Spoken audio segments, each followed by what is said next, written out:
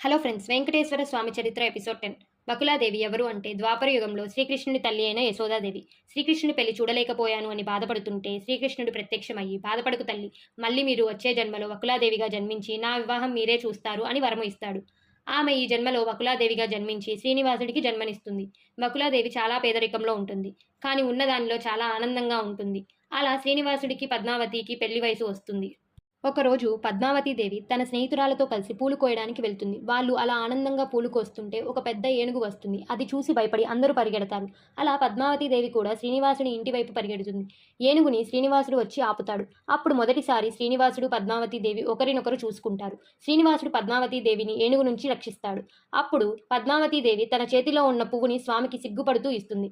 అప్పటి నుంచి వారు ఇద్దరు రోజూ కలుస్తారు. అలా వాళ్ళ ఇద్దరి మధ్య ప్రేమ పుడుతుంది. ఒకరోజు పద్మావతీదేవి మనం పెళ్లి చేసుకుందామా అని అడుగుతుంది.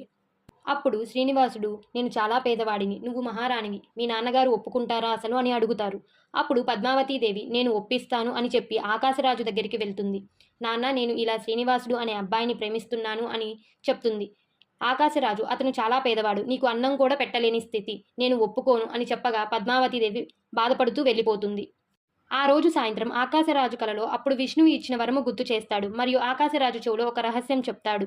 రాజు లేచి పద్మావతీదేవి గదికి వెళ్తాడు. అక్కడ పద్మావతీదేవి ఉండదు. అసలు పద్మావతీదేవి ఎక్కడికి వెళ్ళింది మరియు రాజు చెవులో చెప్పిన రహస్యం ఏంటి అని తెలుసుకోవాలి అంటే stay tune guys for the next episode. Okay, bye friends.